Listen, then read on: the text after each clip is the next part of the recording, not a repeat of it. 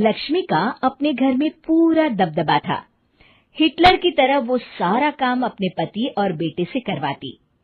धीरे धीरे उसके पति की तबीयत खराब रहने लगी। सुनो जी, अब आप बुजुर्ग हो गए हो, काम में भी अब हाथ आपके फुर्ती से नहीं चलते। अरे भाग्यवान, भगवान से डर। तुझसे मैंने शादी अपने इकलौते बेटे के अच्छे पालन पोषण के लिए की थी, लेकिन तूने तो उसका बेड़ा गर्क कर दिया। मैंने क्या किया? पढ़ाया लिखाया, अब नौकरी नहीं लग रही तो मैं कैसे जिम्मेदार हो गई? अब घर में बैठकर रोटी तोड़ रहा था तो मैंने कहा काम ही कर ले। एक तो भला करो और ऊपर से बातें सुनो। तभी सारंग वहां आ जाता है। बहुत भूख लगी है माँ, कुछ खाने को दे दो। अब तुम्हारे पापा का हाथ तो चल नहीं रहा है। मैं ही जा रही हूँ आज किचन में, बनाती हूँ कुछ। हे भगवान, कैसे होगा इतना काम मुझसे? लक्ष्मी किचन में काम कर रही होती है कि तभी अचानक उसे आइडिया आता है। अरे मैं भी ना, अरे यहाँ तो फ्री की नौकरानी ला सकती हूँ मैं, फिर मैं क्यों खाना बना रही हूँ? उस दिन लक्ष्मी सारंग की पसंद का खाना बनाती है और बैठकर उसे बड़े ही प्यार से खिलाती है। खा ले बेटा, खा ले, पेट भर के खा ले। अरे रुक, मैं तेरे लिए ना गर्मा गर्म रोटियां लाती हूँ। सारंग और उसके पिता एक दूसरे की ओर बड़े ही हैरानी से देखते हैं। बेटा सारंग, जरूर दाल में कुछ काला है, वरना ये औरत तो हमें बासी खाना भी सुकून से ना खाने दे। सुनील की बात लक्ष्मी सुन लेती है और जोर जोर से चिल्लाने लगती है। अरे हाँ, भलाई का तो जमाना ही नहीं रहा। एक तो आग में खुद को जलाकर तुम लोगों के लिए खाना बना रही हूँ और ऊपर से तुम्हें दाल काली लग रही है। अरे माँ, पिताजी का ये मतलब नहीं था, तुम बुरा मत मानो। अरे हाँ बेटा, तू कहता है तो मान लेती हूँ।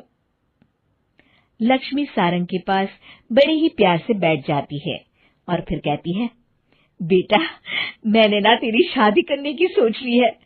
अब तेरे पिताजी के हाथ भी नहीं चलते, तो सोच रही हूँ तेरे लिए बीवी ले आऊं। अब पता नहीं ना मैं भी कब मर जाऊं। अब ऐसे भाग्य भी कहाँ है हमारे। क्या कहा? अरे हाँ, तुम तो चाहते ही हो कि मैं मर जाऊं, लेकिन मैं अपनी प्यारी बहू का चेहरा देखे बिना नहीं मरूंगी। हाँ माँ, शादी तो मैं कर लूं, लेकिन मैं नौकरी नहीं करता, फिर कोई क्यों देगा मुझे अपनी बेटी? अरे क्यों नहीं देगा बेटी? इतना बड़ा घर, खेल खलियान है, किस चीज की कमी है हमारे पास? जो आएगी राज करेगी, राज। हम तो ना कर पाए राज, ये बोलो कि एक और नौकर तुम्हारे पास आ जाएगा। मैं कहती हूँ चुप हो जाओ। अरे खुद के घर का खाना बनाएगी तो क्या नौकरानी हो जाएगी? अब तुमसे तो किचन का काम होता नहीं, तो कोई तो करेगा ना। ठीक है माँ, तुम जैसा सही समझो बस। अब मेरी एक शर्त है, लड़की जो भी हो वो दिखने में कैसी भी हो या कहीं की भी हो, बस पढ़ी लिखी होनी चाहिए। अरे हाँ, ला देंगे पढ़ी लिखी बेटा, मैंने कौन सा काम करवाना है उससे। हाँ। और फिर एक दिन पास के गांव की ही रति से सारंग की शादी हो जाती है। रति दिखने में बहुत ही सुंदर थी, साथ ही साथ काफी पढ़ी लिखी थी।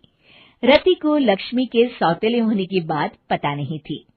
शुरू में जब रति ने सारंग को घर का काम करते देखा तो हैरान रह गई। अरे ये तो अच्छी बात है कि आप घर का काम करते हैं, लेकिन मैं तो घर में ही हूं ना, आप क्यों कर रहे हैं जी?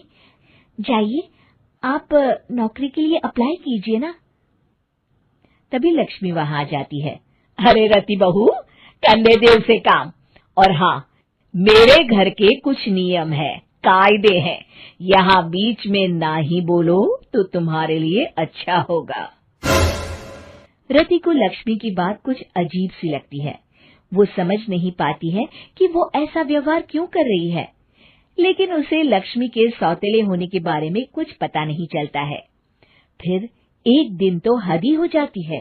छत से सूखे कपड़े उतार कर ले जा रही थी कि तभी उसकी नजर लक्ष्मी पर पड़ती है, जो किसी तरह चोरी से सुनील की अलमारी खोलने की कोशिश कर रही होती है। अरे, ये माँ जी को क्या हो गया? चोरों जैसे क्यों आप मेरी अलमारी खोल रही हैं माँ जी? आपको क्या चाहिए मुझे बताइए। अरे वाह, क्या चाहिए मुझे बताइए। अरे मैं इस घर की मालकिन हूँ, पूरा घर मेरे इशारों पर नाचता है और तुम्हें बताऊं कि मुझे क्या चाहिए? हट यहाँ से। और वो उसे जोर से धक्का देती है। जैसे ही लक्ष्मी रति को धक्का देती है, उसके सर पर चोट लग जाती है और वो बेहोश होकर गिर जाती है। रति के आसपास पूरा परिवार खड़ा रहता है। डॉक्टर जैसे ही उसे देखकर जाता है, रति को होश आता है। अरे बेटा, तुम दूर क्यों खड़े हो? मेरे पास आओ, मैं तुम्हारी माँ हूँ, कमला।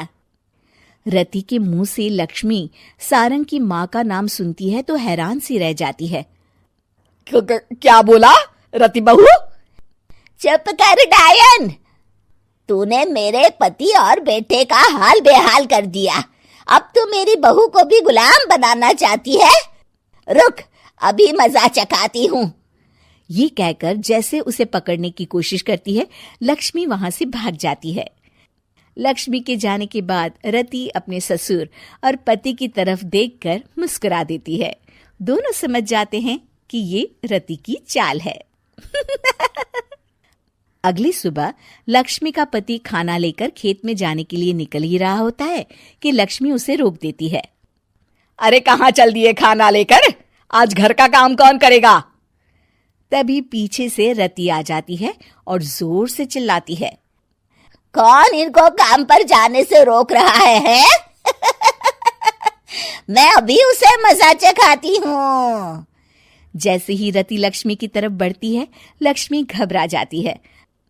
मैं तो मजाक कर रही थी बहन। आखिर मैं कौन होती हूँ रोकने वाली? मैं तो बस ये पूछ रही थी कि घर का काम कौन करेगा? कौन क्या? तू करेगी। चल उठा झाड़ू और शुरू हो जा।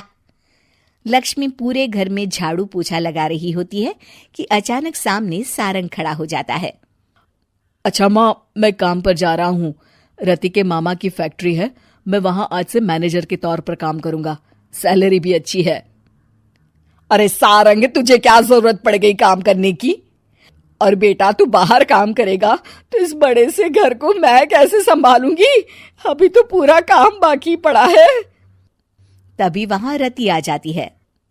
अरे बेटा सारंग, जा, नौकरी पे जा रहा है ना, जा। और हाँ, आते वक्त घर के लिए सब्जियां ले आना। ये लक्ष्मी बैठी बैठी मोटी हो रही है, जरा काम भी तो कर ले। सारंग के जाने के बाद, अच्छा लक्ष्मी, सुन जरा यहाँ। लक्ष्मी अपनी बहू रति को सारंग की पहली माँ जो मर गई है वो समझकर उसके पास जाती है। अरे बहन, ऐसा क्या हो गया जो तुम्हें वापस आना पड़ा? मैं तो बड़े ही प्यार से इस परिवार को चला रही थी। प्यार से तो मैं बहुत साल से तुझे मजा चखाना चाहती थी, लेकिन किसी औरत का शरीर मुझे नहीं मिल रहा था प्रवेश करने के लिए।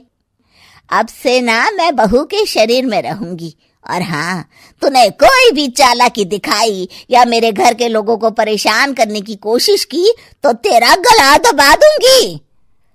लक्ष्मी रति के मुंह से ये सुनकर डर जाती है और शाम को अपने बेटे और पति के सामने जाकर कहती है, तुम दोनों मुझे माफ कर दो।